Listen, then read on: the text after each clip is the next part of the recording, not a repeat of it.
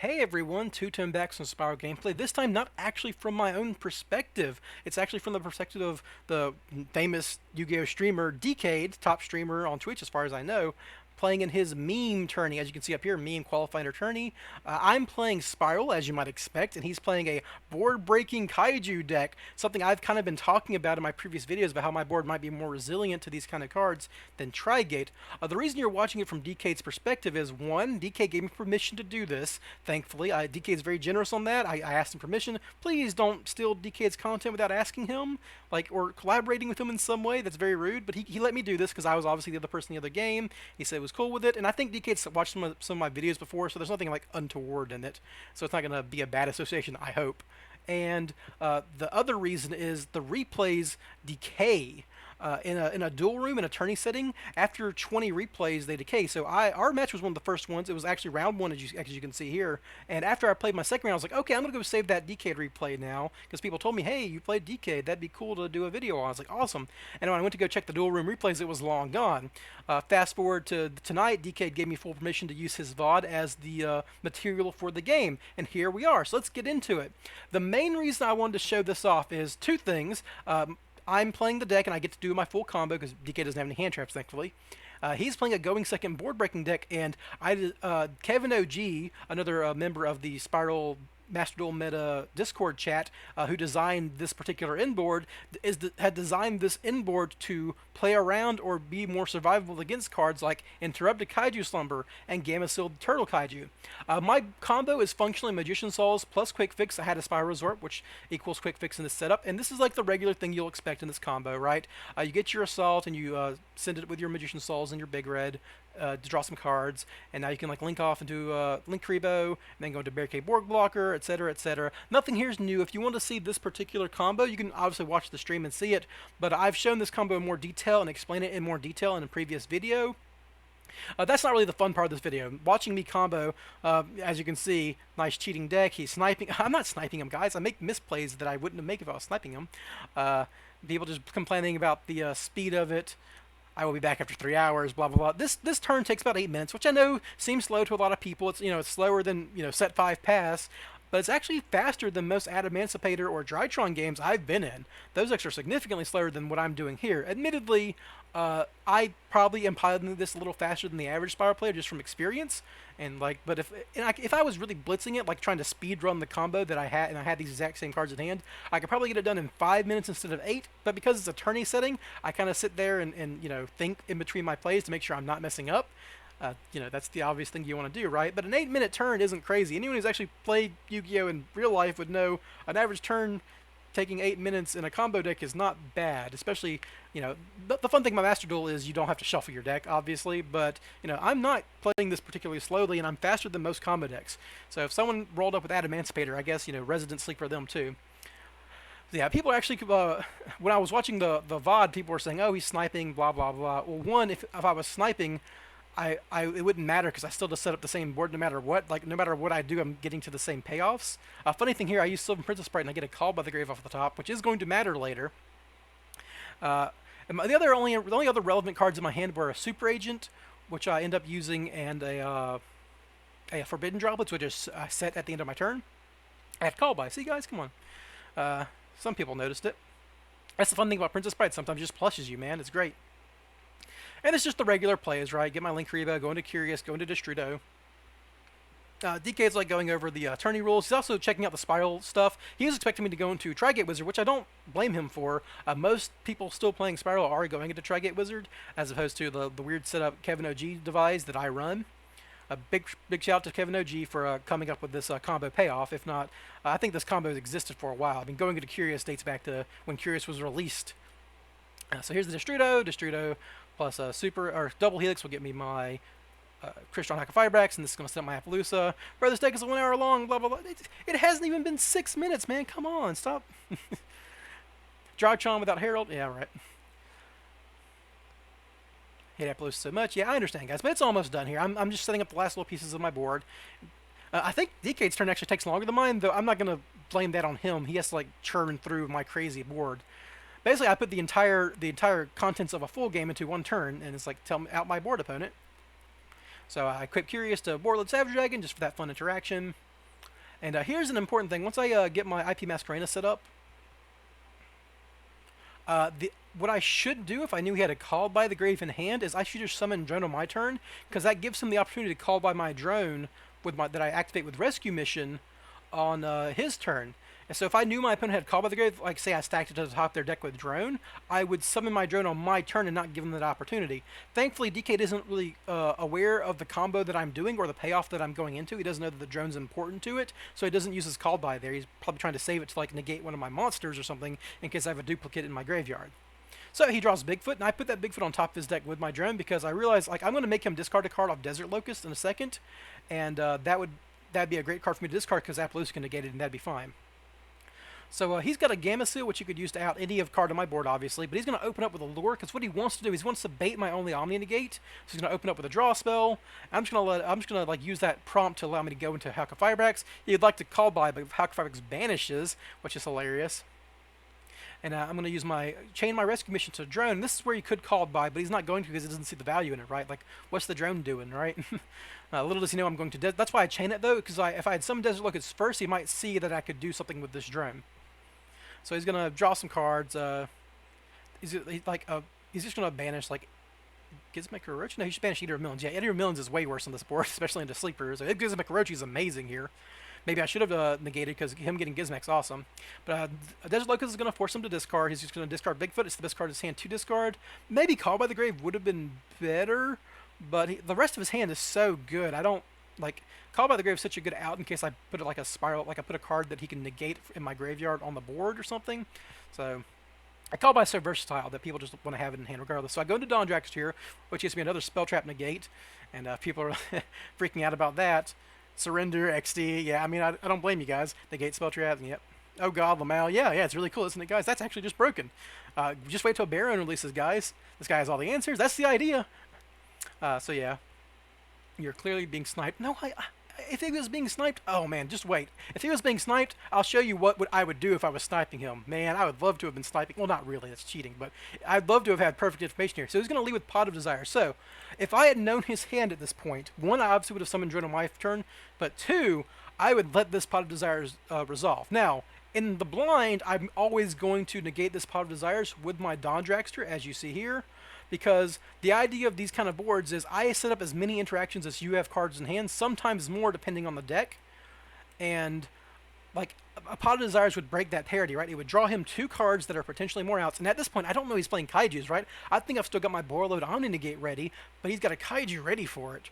So he's going to bait my Dawn Dragster, and I'm going to negate it. But if I had known he had a freaking board wipe and a Kaiju in hand to force through the board wipe by killing my Borreload Savage Dragon, I would just let this resolve. I don't care what cards he's drawing. It's not better than this combo of 2 cards that I couldn't beat otherwise. So I'm going to negate that just because in the blind, that's what I'm going to do. Wall negates, negate, yep. But that gets him a chance to Kaiju my Borreload, which is great. And this is a meme tech rip. Yeah, I know, right, guys? Also a double sleeper, but that does let him go into Interrupt Kaiju Slumber. Since I'm going to lose this IP Masquerade, I think, okay, well, my opponent's on like a Kaiju deck if he's running Interrupted Kaiju Slumber, so he's just playing big beefy monsters. I've already have a Kaiju on board because of Slumber, so I'm just going to use my IP Masquerade to go into Access Code Talker, an indestructible Access Code Talker, which I think is a really solid answer into a deck like this. It's 6300 attack, indestructible by card effect. And, you know, I'm not going to get a better time to summon because I'm losing all my material. So a huge indestructible Access Code Talker is right here. He gets a couple of Kaijus. And, yeah, so there we go. And I get my Access Code effect. And the last card in hand that is relevant is Gizmek Orochi. Now, here is a point where if I had known his deck better, I probably should just Sleeper pop it. So, as I said earlier, my set card is Forbidden Droplets.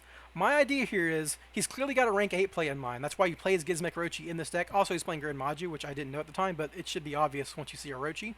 He can make a rank 8 play. My idea is I have Forbidden Droplets. I don't think there's an Xyz monster in the game I care about that he can make off an 8, just an 8, that Forbidden Droplets is an answer. The best one is Dengirsu. And my idea is, like, if I Forbidden Droplets it, if he tries to do anything else, I'm trying to save my Sleeper, right? It's my most versatile interaction left, and Forbidden Droplets is my least versatile one, right? It only answers monsters, and the only cards he's playing are monsters, right? If his last card is like a freaking Evenly Matched or something because he's playing a full board break deck, I just want to keep my Sleeper alive on the board, so its effect is active or something. So he's going to go into Gearsu, which give me which will let him clear my Axis Code Talker and go into Zeus. So I'm going to Forbidden Droplets it. So now I can pop it with Sleeper if he tries to do some kind of weird Zeus play, like if he could turn my Godarla to defense or something. I don't know. But I'm not really worried about this card now because it's 1300 attack. It can't attack every one of my monsters. Here's my second misplay. I guess third if you count the drone one, but I don't think that one counts. The second misplay is I have to pop this card with Sleeper. He goes into Pain Gator, which lets him go into 7 Sins and gives him a Zeus line. I did not know that line. I have never experienced this in ranked or in a tournament. It's such an uncommon line, though maybe I should have thought about it because I have seen Pain Gainer and 7 Sins in the NR festival, which is funny. But I wasn't thinking about the Zeus line or the. I thought this was just like I can just make this card off of Dingirsu and I can attack if there's a big life point discrepancy or something. But because I let my priority passes, I don't think about that. He's going to be able to go into 7 Sins, which Sleeper cannot answer, right? It's a card that Sleeper does not have an answer for. Once blah blah blah, like it just can't be targeted or something, I forget. But like I noticed that I read it at the time. You can't destroy this with Sleeper, right? That's the important thing. So I can attack over Godarla, get some damage in on my already dwindling life points, and get a Zeus line. Now Zeus does not win the game. The cards in my hand at this point are Called by the Grave, which I revealed off of Sylvan Princess Sprite, full information, and a Spyral Resort that I returned with Barricade Borg Blocker at the end of my turn. I didn't banish it off Sleeper because I knew I was going to get my Barricade Borg Blocker effect. That's something you might want to remember. It helps you with your grind game. So now he's going to go into a Zeus. Funny thing is, because of I'm not playing a replay, it's actually a little slower because there's no delay in between turns or actions on replay. But he gets a Zeus. That's going to force my Sleeper, obviously. Which sucks, but life, that's life. I made a misplay. I should have popped his monsters when they're there, but I was trying to play around his last card being something relevant for Sleeper. And it wasn't. It was Called by the Grave. If I knew his last card was a complete brick, I would have just popped any of his monsters with Sleeper at any point. So he goes ahead and Zeus's, gets rid of everything, Sleeper pops Zeus, and here we are. He's going to set his Called by the Grave and pass. So at this point, I think I draw a Dark Grepher, which is terrible. It's a normal summonable monster, but the important thing is I have a Resort in hand. I can use Resort, go get the Super Agent. Now, Super Agent I returned at the end of my last turn with Resort because it was the best monster in a scenario when I need to get another monster, the best monster I could return. So I get Sleeper, I call his top card as Monster because I know he's playing Kaijus, and I think that deck runs more monsters than spells, but I'm just guessing at that point, and I call it wrong. It ends up being a spell. It doesn't matter because he's going to Gizmek Orochi it away. I go into battle because I just normal summon Dark Grepher. My other card's Called by. It's not doing anything, but he's going to use Gizmek Orochi, and Called by answers Gizmek. And kick W, kick W, kick W. Yep. He is swinging, blah, blah, blah. Kick, pain. Of course, Called by, oh, this guy's so lucky, Spyral Jesus. What the odds? The odds are 100%. He knew I had it in hand. No way. Get destroyed. He draw the out. No, I added the out, guys. Come on. You knew it was there. So I can, I end my turn. Now I can Resort back Sleeper. This is the wonderful thing about Spyral. Even though it's a combo deck, you have a wonderful grind game with Spyral Resort. He gets a decent draw in Danger Thunderbird. It's a 50-50 draw because he can use his Kaiju Slumber to get his Kaiju back, get a Kaiju from his deck to his hand. His last one that he didn't have banished. If he had banished that one off all of his banished effects, he'd be in trouble. But so he can use Thunderbird, and he gets the 50-50 shot. If Thunderbird discarded itself, he would have no answer. He draws to Alpha. Alpha's pretty good.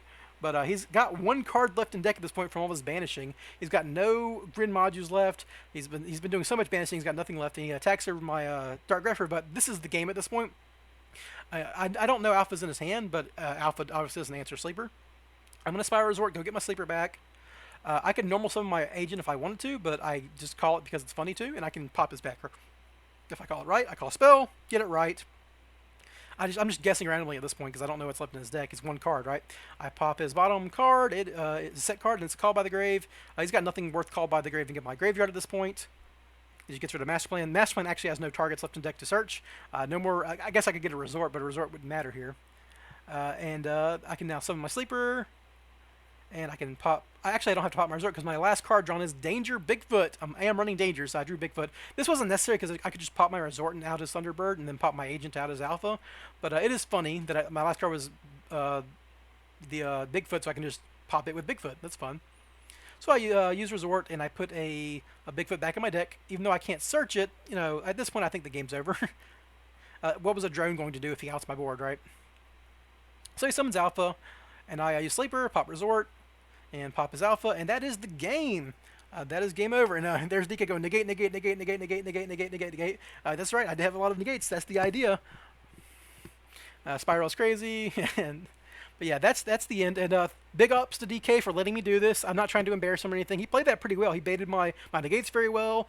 He played cards in such a way that I didn't play my outs correctly. So, I mean, the only reason I won is because my board was just more powerful and my deck was more powerful than his, honestly. But his deck was a really good board breaking deck. And the main point I wanted to get here is, like, if you're stuck, if you want to play Drygate, by all means, play what you like playing. But if you don't want to get killed by a Kaiju or an evenly matched or a Kaiju's Interrupted Slumber, or a Lava Golem, any of these kind of cards, or Forbidden Droplets, diversifying your threats by having as many interactions as I did across as many monsters as I did lets you survive these awesome going second board breaking decks like Gren Maju, like Sky Strikers, like what's another good one?